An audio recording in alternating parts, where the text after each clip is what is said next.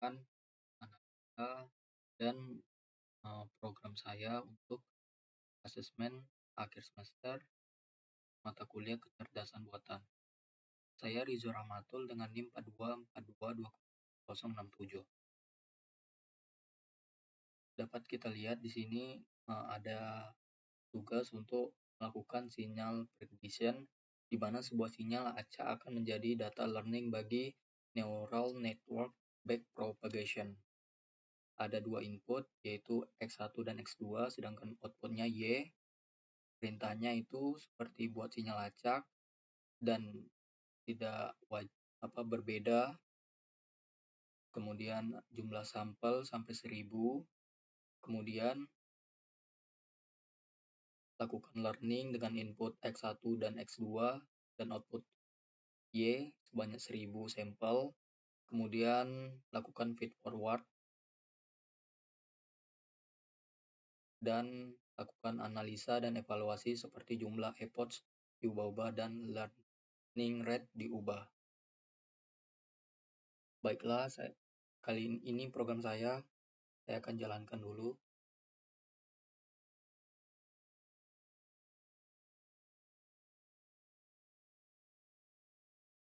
Akan memakan waktu beberapa saat.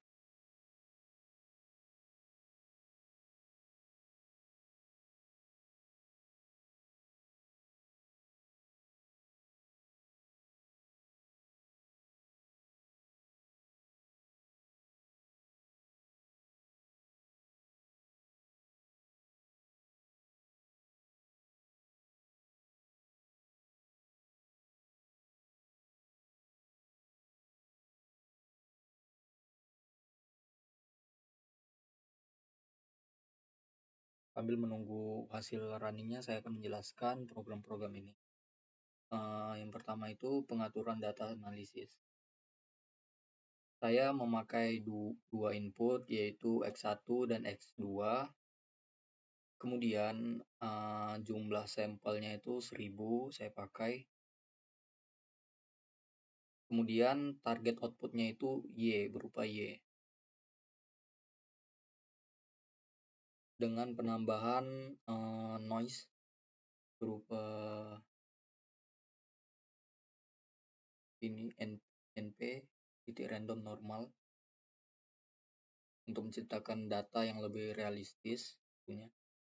Kemudian target data X1 input X1 dan input X2 digabungkan menggunakan standar scalar dari Sklearn. Tujuannya agar model dapat belajar dengan lebih baik,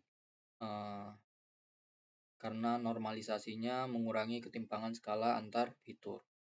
Terus datanya dibagi menjadi dua set, 80% dan 20%, 80% untuk pelatihan dan 20% untuk pengujian.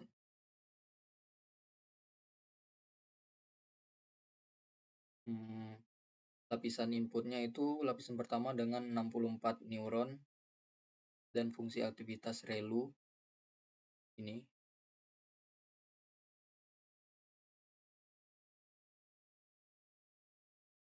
Kemudian ada 32 neuron dan fungsi aktivitas ReLU juga. Itu lapisan kedua. Untuk lapisan outputnya itu berupa satu neuron yang menghasilkan prediksi kontinu. Model ini menggunakan Adam Optimizer dengan learning rate yang dapat disesuaikan dan mean square root error sebagai fungsi loss. Fungsi train model. Fungsi train model ini digunakan untuk melatih model dengan jumlah epoch yang ditentukan. Misalnya saya pakai epoch-nya itu 100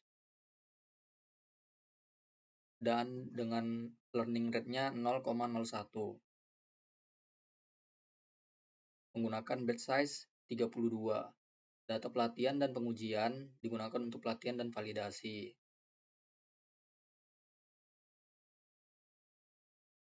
fungsi plot prediction compression. Ini untuk membandingkan nilai Y asli dan nilai prediksi Y, di mana yang dihasilkan oleh model pada data uji.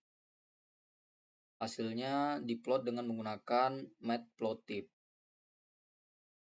Kemudian fungsi plot input dan output.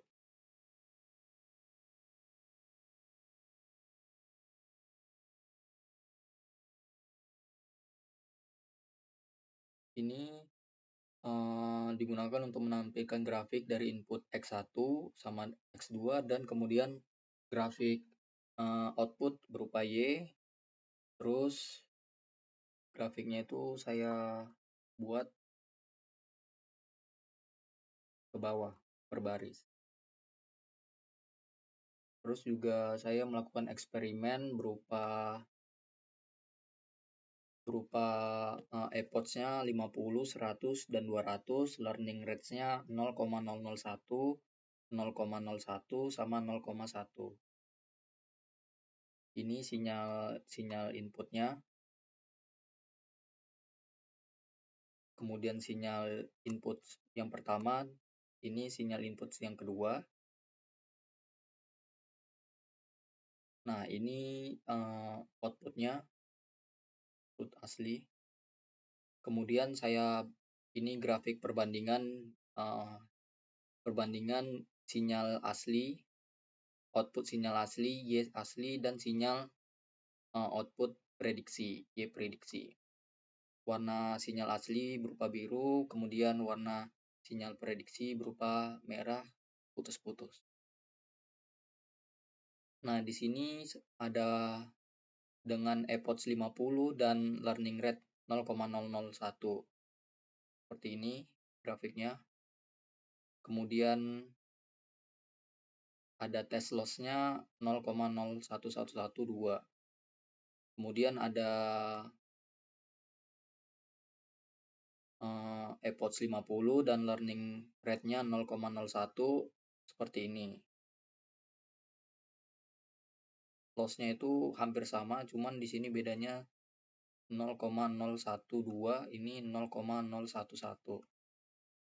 Kemudian epoch 50 dan learning rate 0,1 seperti ini. Loss-nya hampir sama dengan yang di atas, yang dengan 0,001. Kemudian epoch 100 dan learning rate 0,001. Ada epoch 100 dan learning rate 0,01 seperti ini.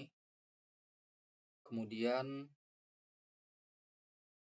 ada epoch 100 learning rate 0,1. Kemudian ada epoch 200 learning rate 0,001. Semakin mengurang test loss-nya, semakin menurun maksudnya. Kemudian ada epoch 200 dan learning rate 0,01. Dan yang terakhir ada epoch 200 dan learning rate 0,1. Nah, ini naik test loss-nya. Baiklah, sekian kesimpulannya, yaitu program yang saya buat ini bertujuan untuk membangun model neural network propagation yang dapat memprediksi nilai output Y berdasarkan kedua input tadi, yaitu X1 dan X2. Kedua input acak.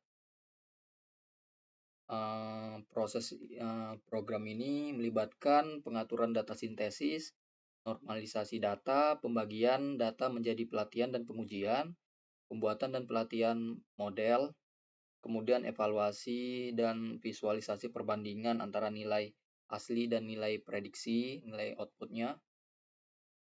Kemudian dengan eksperimen ini jumlah epoch dan learning rate yang berbeda memungkinkan pengujian performa model yang lebih fleksibel. Sekian dari saya. Assalamualaikum warahmatullahi wabarakatuh.